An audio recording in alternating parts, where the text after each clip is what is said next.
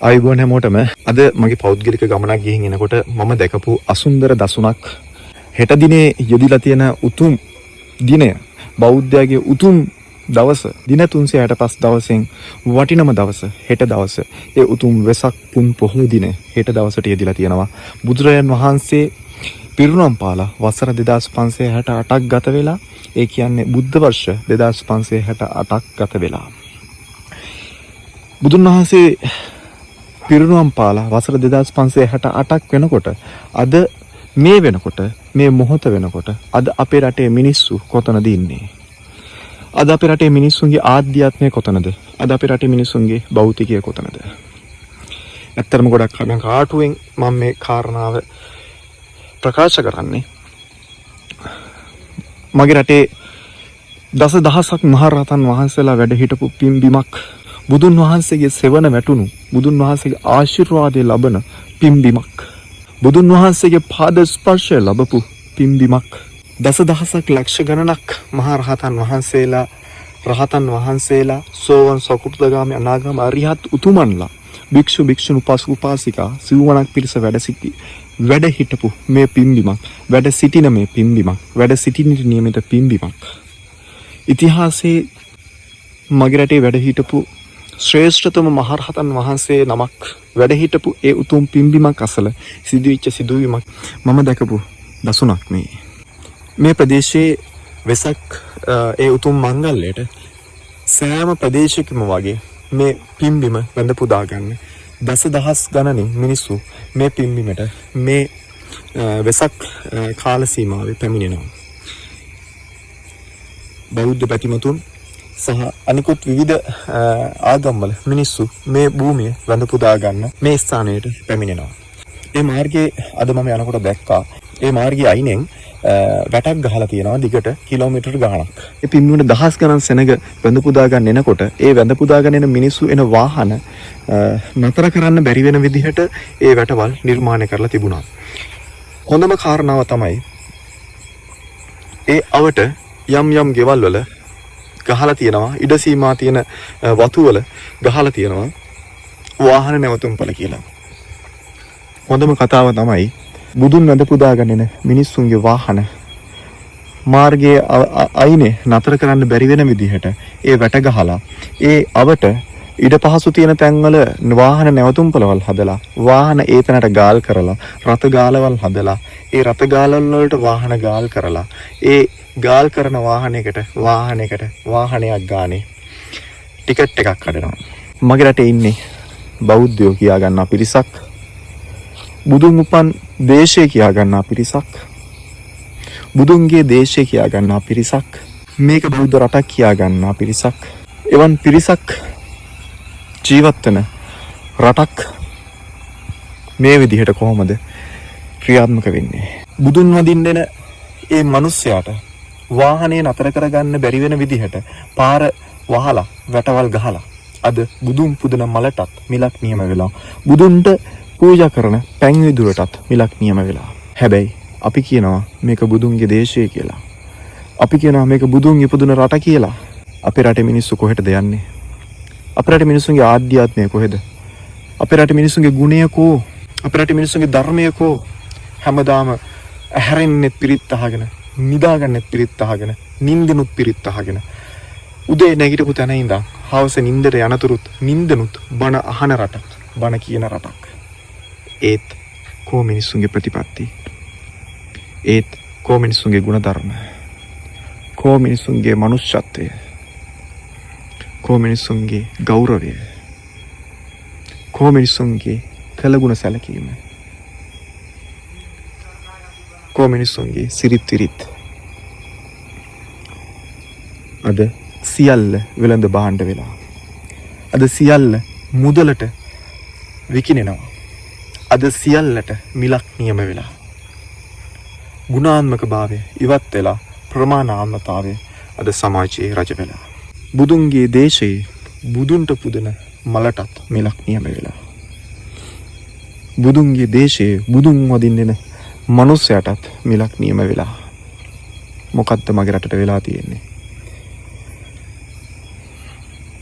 අද රටේ හොඳම වෙළඳ භාණ්ඩය බුදුන්. අද රටේ හොඳම වෙළඳ භාණ්ඩය ධර්මය. හරිම කනගාටුයි. හරිම දුකයි. අද මගේ රටේ මිනිස්සු ගැන. කො මිනිස්සුන්ගේ මේ මනුස්ස ගුණධර්ම. මිනිස්සු රට හදන්න කතා කරනවා. මිනිස්සු රට ගොඩ ගන්න කතා කරනවා. මිනිස්සු රට නිර්මාණය කරන්න කතා කරනවා. මිනිස්සු සිස්ටම් චේන්ජ් එකක් ගැන කතා කරනවා. හැබැයි මිනිස්සුන්ගේ ආකල්ප තිරිසන් ගතිගුණ වලට වැටලා. මිනිස්සුන්ගේ ආකල්ප මිනිස්සුන්ගේ ගතිගුණ යක්ෂ ගතිගුණ බවට පත් වෙලා. මිනිස්සුන්ගේ හුරුපුරුදු ප්‍රේත හුරුපුරුදු බවට පත් වෙලා. ඉතින් කොහොමද මේ රටක් හදන්නේ? පක්ෂයක් දිනවලා රටක් හදන්න පුළුවන්ද? පුද්ගලයෙක් දිනවලා රටක් හදන්න පුළුවන්ද? කවුරු රජ වුණත් සක්‍රිය ඇවිල්ලා මේ මහ පොළවේ රජකම බාරගත්තත් මේ වගේ අසික්කිත මේ වගේ තිරිසන් ගතිගුණ තියෙන මිනිස්සු වෙනස් කරන්නේ කොහොමද? බුදුන්ගේ දේශයේ බෞද්ධ මිනිස්සුන්ගේ මෙවන් නීච ක්‍රියා කවදානම් නතර වෙයිද? මම සමාජ දෙන පණිවිඩයක් විදිහට මම ඉල්ලීමක් කරා. බුදුන් වහන්සේ දකින්න, ධර්මය දකින්න,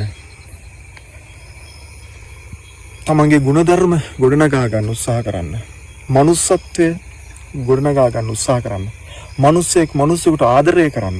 මිනිස්සෙක් මිනිස්සෙකුට උදව් කරන්න. මිනිස්සෙක් මිනිස්සෙක්ව ආරක්ෂා කරගන්න. මිනිස්සෙක් ගහකොළ ඇලදොල මල සතා සිව්පාව ආරක්ෂා කරන්න. ආදරය කරන්න. අන්න එදාට මගේ රට ලස්සන වෙයි. නැත්නම් මේ යන විදිහට ගියොත් අපිට මම හිතන්නේ මේ අපි සමරන අවසාන සක්මංගල්‍ය වේවි. දුකින් උනත් කියන්න වෙනවා මේ අපි සමරන අවසන් වෙසක් මංගල්‍ය වේවි. මොකද මිනිස්සු එන්න දිනෙන් දින ඊටමත් වේගයෙන් මිනිස්සුන්ගේ සිතුවිලි වලින්, මිනිස්සුන්ගේ ක්‍රියාවලින්, මිනිස්සුන්ගේ වචනයෙන් දවසින් දවස දිනෙන් දින මිනිස්සු පිරිහිමින් අගාධයට වැටෙමින් යනවා. මිනිස්සුන්ගේ මනුස්ස ගුණධර්ම විනාශ කරගනිමින් යනවා. මිනිස්සුන්ගේ යහපත් සිතුවිලි විනාශ කරගනිමින් යනවා.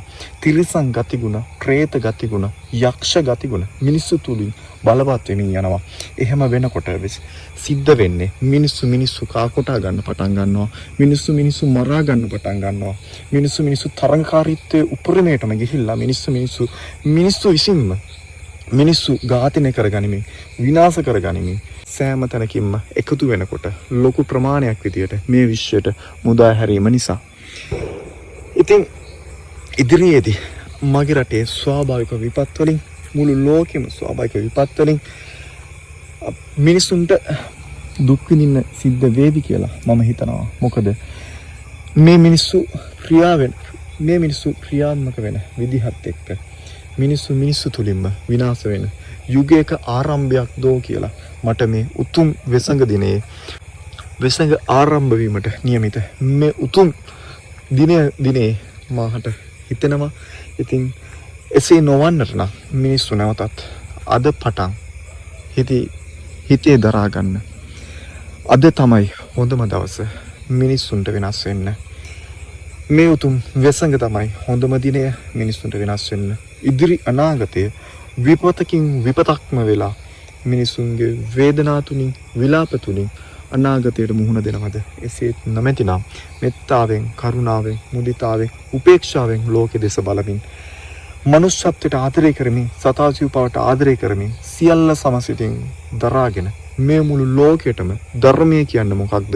මේ මුළු ලෝකෙටම ආදරය කියන්නේ මොකක්ද කියන කාරණාව පෙන්නලා දෙන්න. මිනිස්සු තුලින් මිනිස්සු නැවතත් තමා තුලින් තමන් නැවතත් අවදි වෙලා මනුස්ස ගුණ ධර්ම නැවතත් අවදි කරගෙන, යහපත් ගතිගුණ නැවතත් අවදි කරගෙන, යහපත් ගුණ ධර්ම නැවතත් අවදි කරගෙන, යහපත් සිතුවිලි මේ විශ්වයට මුදා හරිමින්, මේ මිනිස්සුන්ට උදව්පකාර කරමින්, මිනිසුන්ව ආරක්ෂා කරගනිමින්, මේ ගහකොළ ඇලදොල මල සතා සිව්පාවන්, මේ සමස්ත මුළු මහත් විශ්ව ධාතුවම, මේ මහ පොළව, මේ සූර්යයා, මේ සියල්ල ආරක්ෂා කරමින්, මේ සියල්ලට ගෞරව කරමින් ජීවත් වුණොත්, නැවත මිනිස්සු ගොඩනැගුණොත්, මිනිස්සුන්ගේ ආකල්ප ගොඩනගා ගන්න පුළුවන් වුණොත්, මම හිතනවා ඉදිරි අනාගතය එන්න තියෙන විපත් සමුදායකින් Tamanට ආරක්ෂා වීමට හැකියාව ලැබේවි.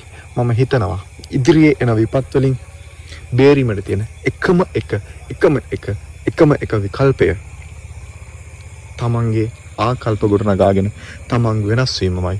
මම හිතන්නේ නැහැ ඉදිරි අනාගතයේ ඔබේ ජීවිතය තීරණය කිරීමට, ජීවිතය ආරක්ෂා කිරීමට ඔබ කරන පිනකටවත් හැකියාව ලැබේවි කියලා.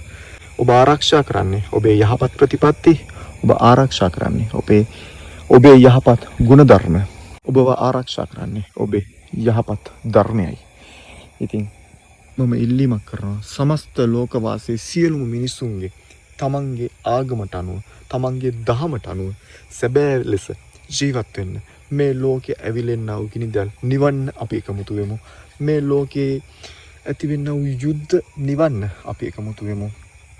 සමස්ත ලෝකයට මෙත් සිත පතුරමින්, සමස්ත ලෝකයේම ආදරයෙන්, කරුණාවෙන්, මෛත්‍රියෙන් ජීවත් වෙන මනුස්සයොත්, ගහකොළත්, ඇලදොලත්, මලත්, සතා සිව්පාවත් සියල්ල එකම භූමියක සමගියෙන් ජීවත් වෙන ලොවක් තනන්නට අපි අද පටන් අදිටන් කරගමු. ඔයාලා හැමෝටම තෙරුවන් සරණ යන්න ලැබේවා.